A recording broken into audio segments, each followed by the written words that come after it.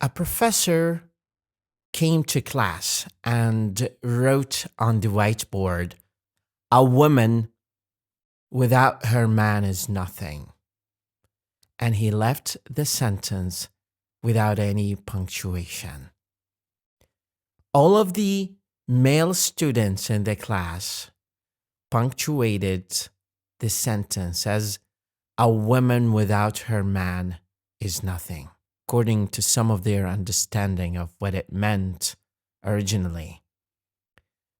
On the other side, women punctuated the sentence as "a woman without her man is nothing." There are many moral lessons to this story. One of them is punctuation is powerful. Sometimes we misread messages sent us because we do not understand what the other person's intended message is, or because we understand things from our own perspectives. The other moral lesson of the story is don't judge before you understand the other perspectives.